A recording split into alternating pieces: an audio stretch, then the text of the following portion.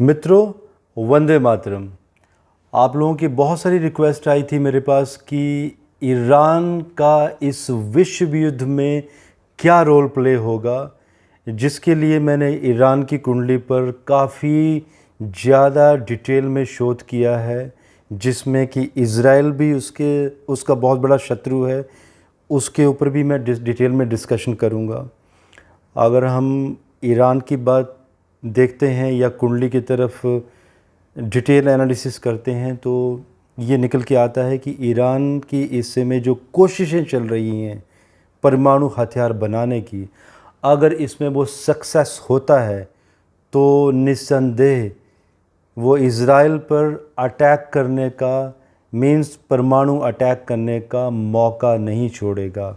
अगर ऐसा होता है तो ईरान के जो मित्र देश हैं, जो सबसे बड़ा देश है Russia, Pakistan, China, Lebanon, Syria, Yemen etcetera, ये भी युद्ध में कूद पड़ेंगे और ईरान केंद्र बिंदु बन जाएगा। और दूसरी तरफ अपोजिट में US, Israel, Britain, Japan, German, Australia, India, Sudan, तो कहीं ना कहीं यहाँ पर भारत की एक बहुत बड़ी भूमिका रहेगी। रूस भारत का भी मित्र है और अगर भारत के कहने पर रशिया अगर पीछे हट जाता है, जो कि बिल्कुल होगा, तो ईरान को कोई सपोर्ट नहीं करेगा। और अगर मैं ईरान की अगर हम कुंडली पे आपको ले जाता हूँ, जो कि मेष लग्न की कुंडली है, जिसमें कि शुक्र की महादशा चली हुई है अभी, और बहुत ही इत्तेफाक की बात है कि पाकिस्तान की कुंडली में भी मेष लग्न बनता है और वहाँ पर भी शुक्र की महादशा चली है।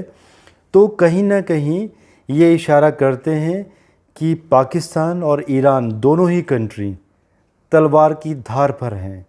पाकिस्तान के बारे में तो मैंने बहुत ही डिटेल में वीडियो दिया है कि पाकिस्तान के नो डाउट 3 टुकड़े होंगे और इसमें पाकिस्तान को कोई नहीं बचा सकता। और जो लोग ये वीडियो पहली बार देख रहे हों, वो पाकिस्तान का वो वीडियो और रिलेटेड बहुत सारे वीडियोस हैं, वार सीरीज़ मैंने बनाई हुई है, तो वो आप डिस्क्रिप्शन बॉक्स में चेक कर सकते हैं।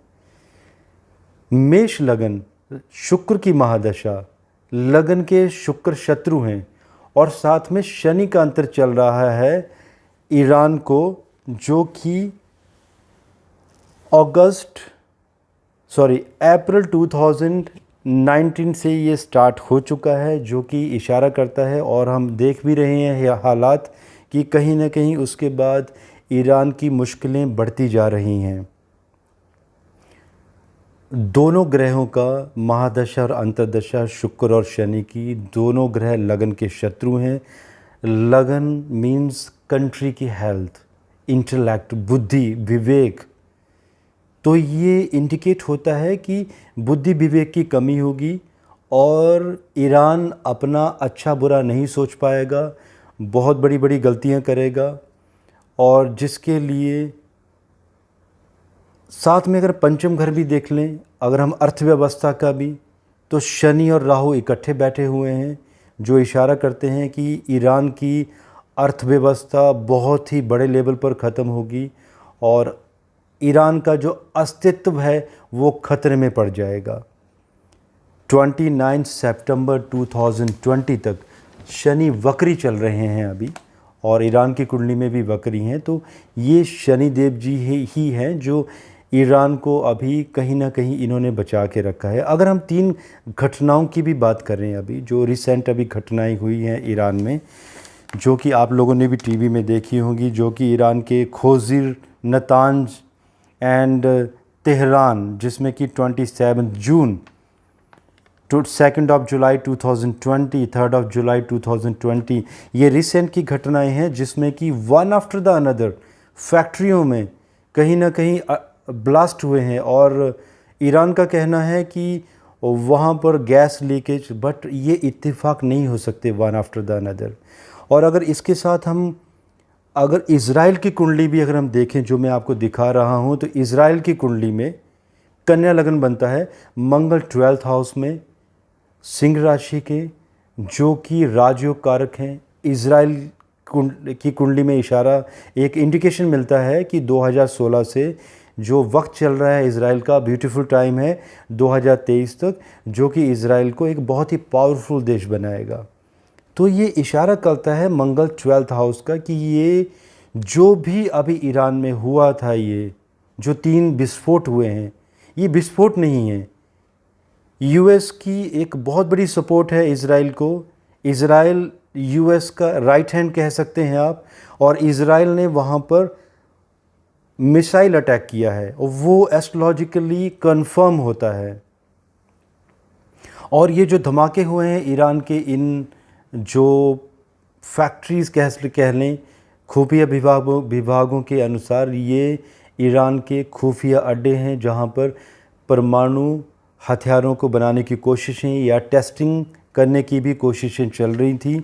ईरान को भी मालूम है कि ये जो मिसाइल अटैक हुआ है ये इज़राइल ने ही किया है। तो क्वेश्चन ये आता है कि वो क्यों रिएक्ट नहीं कर रहा है, क्यों वो बताना नहीं चाहता वो ग्लोबली कि ये अटैक हुआ है, मिसाइल अटैक हुआ है। इसके बहुत बड़े कारण हैं कि अगर ईरान इस समय करता है, इस तरह की डिक्लेरेशन करता है, तो जो यूएन की संधि है जिसके तहत कोई भी कंट्री परमाणु हथियार नहीं बना सकती है, वो फंस जाता है उसमें, यूएन की इन्वॉल्वमेंट आ जाती है और ईरान अलग थलग पड़ जाएगा। तो वो ईरान कभी भी ये डिक्लेयर नहीं करेगा। नाउ द क्वेश्चन इज़ कि क्या ईरान परमाणु संपन्न देश बन पाएगा? जो कुंडली में स्थिति बनी हुई है पंचम घर की, शनि राहु की, तो ये इंडिकेशन देता है कि कोशिशें चलती रहेंगी और जो कि सफलता का जो समय है 29 सितंबर 2020 तक ही है। प्रैक्टिकल रेमेडीज़ देखें, जब भी कोशिशें रहेंगी ईरान की तो अमेरिका और इज़राइल इस पर अटैक करेंगे, और ये जो अभी विस्फोट हुए हैं जो कि मिसाइल अटैक है, ये अभी रुकने वाले नहीं हैं। इसको हम ज्योतिष में प्रैक्टिकल रेमेडीज़ कहते हैं। और ईरान का जो बुरा वक्त शुरू होगा वो सितंबर एंड 29 सितंबर से मार्च तक का जो समय है बहुत ही ख़राब है।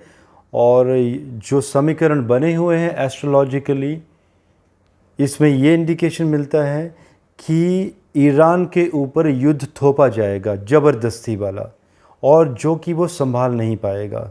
वो अपनी कूटनीति में फेल होगा। जो उसके मित्र देश हैं उसको हेल्प नहीं कर पाएंगे क्योंकि उनको मौका ही नहीं मिलेगा स्ट्रैटेजी संभलने का, स्ट्रैटेजी को समझने का, जिससे में कि ईरान का बहुत बड़ा नुकसान होने वाला है। और इसमें इज़राइल ही इस युद्ध का कारण बनेगा। इज़राइल ही सबसे पहले अटैक करेगा। और हमें ये नहीं भूलना चाहिए, जो हमने मेंशन भी किया है इसमें, जो पॉइंट बने हुए हैं, दूसरा जो बिंदु बना है युद्ध का, साउथ चाइना सी, तो जिसमें कि यूएस ने अपने युद्ध पोत भी वहाँ पर डिप्लॉय किए हैं, क्योंकि यूएस वापस नहीं जाने वाला है। बिना किसी कारण के यूएस ने वहाँ पर अपने युद्ध पोत डिप्लॉय नहीं किए हैं। यूएस अगर वहाँ पर आया है तो कुछ वहाँ से करके जाएगा।